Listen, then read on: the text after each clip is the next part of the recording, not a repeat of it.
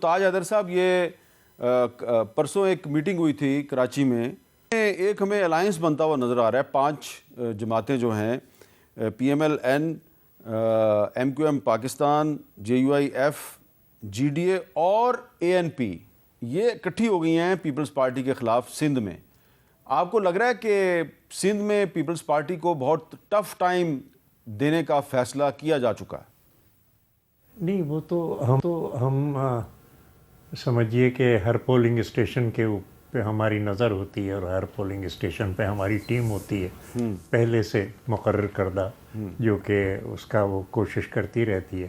Elections کو ہم کبھی لائٹلی نہیں لیتے. الیکشنز ایک ایک ووٹر کے گھر پہ جانے کا نام ہے، اور وہ پاکستان پیپلز پارٹی جو ہے وہ کر رہی ہے. جیسا کہ آپ دیکھ رہے ہیں کہ ہماری کمپین جو ہے وہ شروع ہو چکی ہے اور ہم ایک دن بھی اس میں ضائع نہیں کر رہے. پھر دوسری بات یہ ہے کہ ہمارے دوستوں کو سمجھنا چاہیے، جو میرا تجربہ ہے، میں جو الیکشن سیل ہے پارٹی کا، اس کی سربراہی میرے پاس ہے، کہ ایک پارٹی کا ووٹر دوسری پارٹی کے امیدوار کو ووٹ دینے کے لیے گھر سے نہیں نکلتا. اس کا اپنی پارٹی کا اگر کینڈیڈیٹ ہے تو پھر ہم اس کو کہتے ہیں کہ بھائی چلو چل کے ووٹ دے دو، لیکن وہ کسی دوسری پارٹی کے لیے وہ نہیں نکلتا. تو میں نہیں سمجھتا کہ اس سے زیادہ فرق پڑے گا. بہرحال اے این پی کے لیے مجھے افسوس ہے، کیونکہ ایک ترقی پسند پارٹی تھی. جو انتخابات ہیں وہ نظریاتی بنیاد پہ ہو رہے ہیں. اس ترقی پسند پارٹی کو جو ہے وہ ان ماضی پرستوں کے ساتھ، رجت پسندوں کے ساتھ نہیں جانا چاہیے تھا. اچھا تاج صاحب، بڑے ادب سے سوال ہے میرا کہ اگر یہ ایم کیو ایم اور پی ایم ایل این اور جے یو آئی اگر یہ پیپلز پارٹی کے ساتھ ایک کولیشن گورنمنٹ بنا لیں تو یہ تمام ماضی پرست اور یہ رجت پسند قابل قبول ہوتے ہیں. لیکن اگر یہ دوسری طرف چلے جائیں تو اب پھر آپ کہتے ہیں کہ یہ بڑے غلط لوگ ہیں. دیکھیے، گورنمنٹ میں کولیشن بنانا وہ دوسری بات ہے. وہ ایک انکلوزیو ہماری سیاست ہے کہ ہم سب کو ساتھ لے کے چلنا چاہتے ہیں، اور اس میں جو بھی ہمارے ساتھ آنا چاہتا ہے ہم اس کے ساتھ بیٹھ کے اور مشورہ کر کے ہم آگے چلانا چاہتے ہیں. ہم ترقی پسندی کے صوفی ہیں، ہم ترقی پسندی کے ملا نہیں ہیں کہ ہم کہتے ہیں کہ بھئی آؤ ہمارے ساتھ بیٹھو اور مل جل کے ہم چلاتے ہیں، اور اب بھی ہماری یہی پالیسی ہے.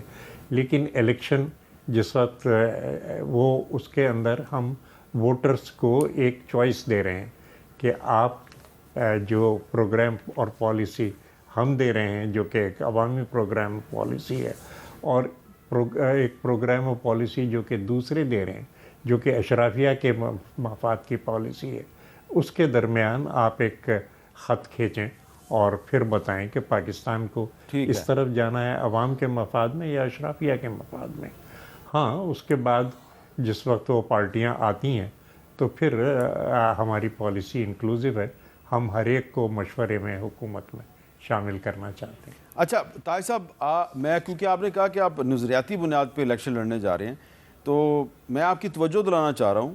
آپ کراچی شہر سے ہمارے سے گفتگو کر رہے ہیں، تو human rights commission of Pakistan نے ایک سٹیٹمنٹ ایشو کیا ہے کہ کراچی سے 2 جرنلسٹ جو ہیں وہ غائب کر دیے گئے ہیں. ایک کا نام ہے علی سرور، یہ ٹی وی کے جرنلسٹ ہیں، اور ایک انیس منصوری صاحب ہیں. اور جو علی سرور، میرے پاس ہے یہ معاملہ، تو علی سرور صاحب میرے پاس ہے یہ معاملہ جی، تو اور میں نے اپوائنٹمنٹ چیف منسٹر سے مانگا ہے. اچھا، آپ نے اپوائنٹمنٹ مانگا ہے چیف منسٹر سے، یہ مسئلہ سلیم مانڈوی والا بھی میرے ساتھ ہیں. اچھا، نہیں تو مجھے ذرا آپ بتائیں گے کہ یہ یعنی کہ علی سرور کی جو اہلیہ ہیں انہوں نے ایک پٹیشن بھی فائل کی ہے، اور انہوں نے شارع ایس ایچ او شارع فیصل کراچی کو بھی انہوں نے رپورٹ بھی درج کروائی ہے. تو یہ کیسے ہو رہا ہے؟ یعنی کہ جب آپ کی حکومت تھی سندھ میں اس وقت بھی یہ ہو رہا تھا، اور یہ صرف سندھ میں نہیں، بلوچستان میں بھی ہو رہا ہے، یہ پنجاب میں بھی ہو رہا ہے، یہ خیبر پختونخوا میں بھی ہو رہا ہے. حکومت میں آپ شامل ہوں تب بھی لوگ اٹھائے جاتے ہیں، نہ شامل ہوں تب بھی اٹھائے جاتے ہیں. یہ سلسلہ کب رکے گا؟ کیا اس پر نظریاتی سیاست کے علمبردار جو ہیں وہ کوئی ٹھوس پالیسی نہیں اختیار کر سکتے؟ نہیں، حامد میر صاحب، آواز ہمیشہ اٹھائی گئی ہے، لیکن یہ کہ جس وقت آپ حکومت میں ہوتے ہیں تو آپ اداروں کے ذریعے کوئی نہ کوئی وہ کام کرتے ہیں. اصل میں اداروں کے اندر ایسے لوگ بیٹھے ہوئے ہیں اور عوام دشمن لوگ بیٹھے ہوئے ہیں. ہم طویل آمریتوں سے گزرے ہیں اور اس کے اندر مطلب پہلی چیز یہ ہے کہ اداروں کو اصلاح کی جائے اداروں کی, اور اس میں جتنے بھی ایسے لوگ ہیں ان کو ان اداروں سے باہر کیا جائے. ٹھیک ہے. یہ جو ایک بن گئی ہے ہمارے ملک کے اندر کہ جی آپ کے پاس اگر ذرا سا بھی اختیار ہے تو آپ لوگوں کو ستانا شروع کر دیتے ہیں, لوگوں کے حقوق سلب کرنا شروع کرتے ہیں. یہ میں پولیس کی ہی بات نہیں کر رہا, بلکہ ہر ادارہ جس کام کے لیے بنایا گیا ہے وہ اس سے الٹی سمت کے اندر جا رہا ہے. تو یہ دوہری لڑائی ہے. ایک لڑائی تو وہ ہے جو کہ آپ رجت پسندوں کے خلاف لڑ رہے ہیں, اور ماشاءاللہ ہمارا جو خطہ ہے وہ جنگ کے اعتبار سے اس وقت دنیا کا شاید سب سے زیادہ متاثر خطہ ہے.